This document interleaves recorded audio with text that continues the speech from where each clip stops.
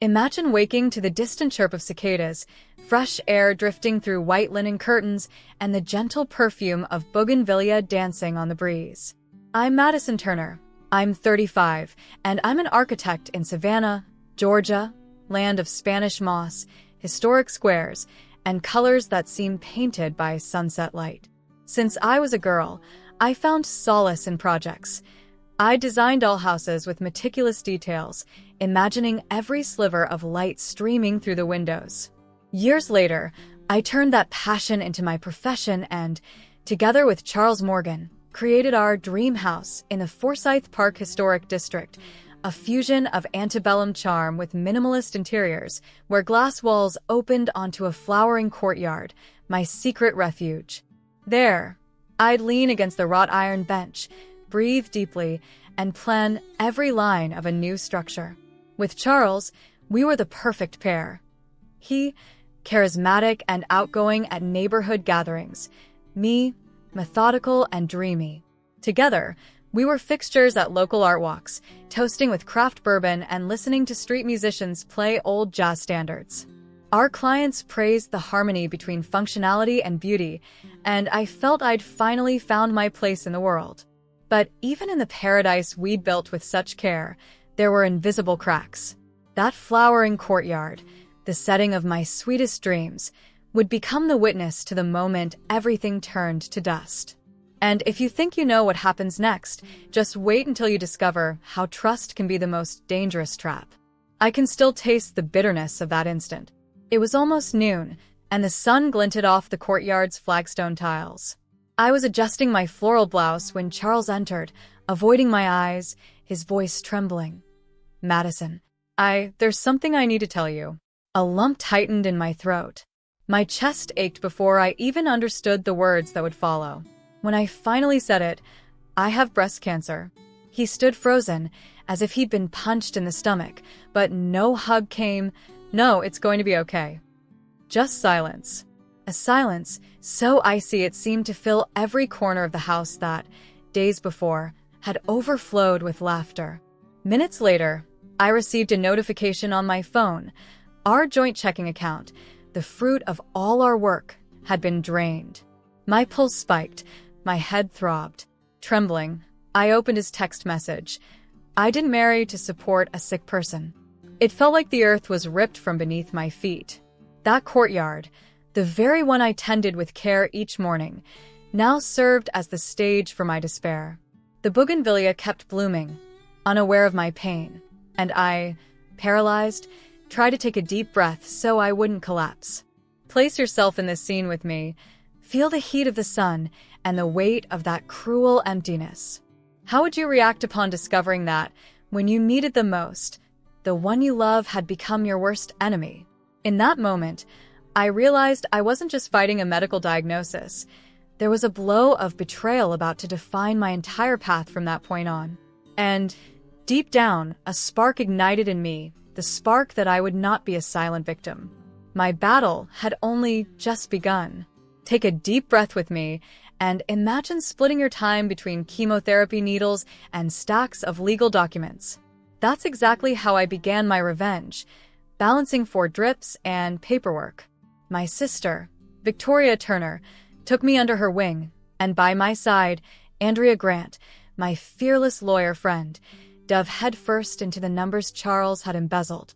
Andrea would call me in the dead of night, her firm voice saying, "Madison, he's moved huge sums to offshore accounts.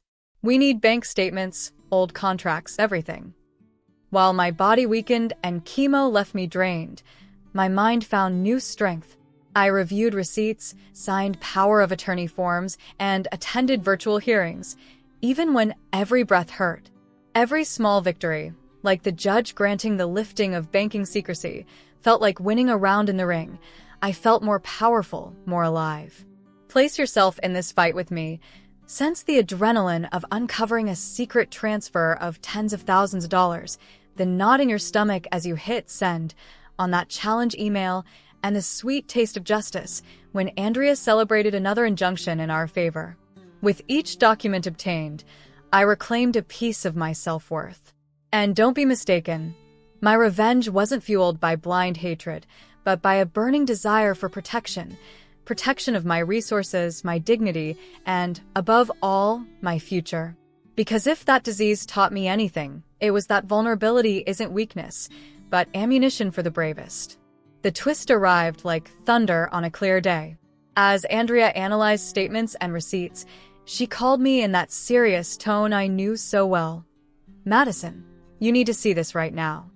We reviewed a set of emails and transfer records that shattered any doubt. It wasn't just Charles draining our savings. He had a silent accomplice. Danielle Vaughn, our trusted accountant since the firm's inception, was behind every maneuver. I sat beside Andrea, my heart pounding 1,000 beats per minute.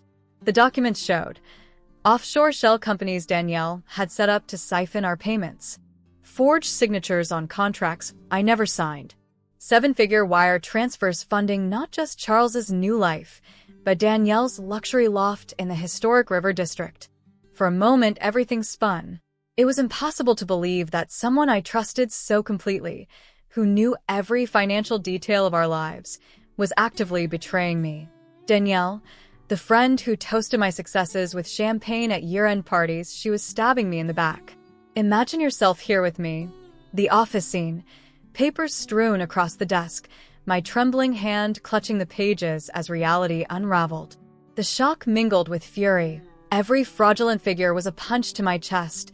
Every piece of evidence, a sharpened blade against the trust I'd placed in her. But in that very moment of pain, I felt another spark ignite.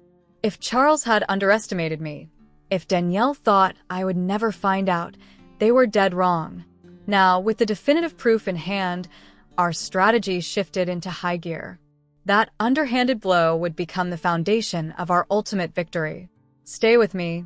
You'll see how that betrayal gave me the exact ammunition to flip the script, and how justice, when armed with solid evidence, can be relentless.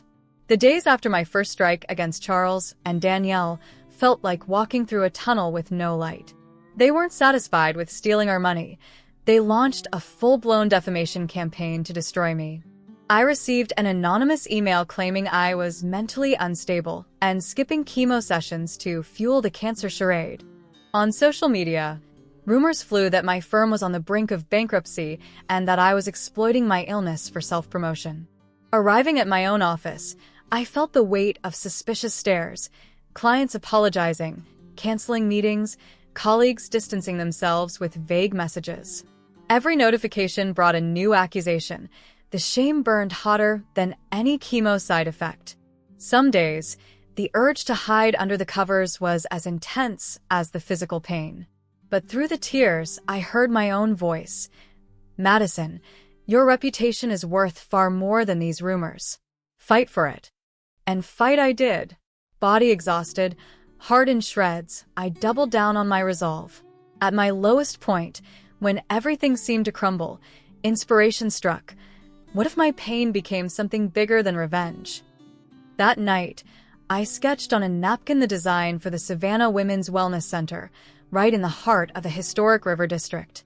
I pictured sunlit rooms, walls painted in soothing hues, and armchairs where fellow warriors could find comfort between treatments.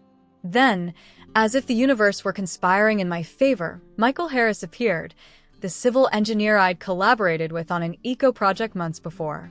After reading about my struggle, he reached out with resources and technical expertise. "Madison, I want to help build a space that heals not just the body, but also the soul." Going door to door, I pitched my vision. Former clients, partners, even healthcare institutions began saying yes. Furniture, paint, counseling services, donations poured in, proving that my purpose transcended hate and became a legacy. The final chapters of my battle played out on two fronts. In court, Andrea presented the most damning evidence: offshore statements, forged signatures, email exchanges between Charles and Danielle, and the judge didn't hesitate. They were ordered to return every dollar and pay damages for moral harm. Meanwhile, I savored the sweetest victory of my life. On May 10th, 2025, I received the medical report confirming my cancer was in remission. With that news, I felt the chains of fear, loneliness, and betrayal fall away. On June 20th, 2025, we inaugurated the Savannah Women's Wellness Center. Women arrived with tear-filled eyes, seeking not just treatment, but companionship. I sat beside Michael as he handed me a small butterfly sculpture, a symbol of my rebirth. Walking through the inner garden, surrounded by laughter and stories of resilience, I realized none of it was in vain. My scars no longer burned. They'd become medals of my own victory. And you? When life tries to knock you down, who will you choose to be? Victim or victor?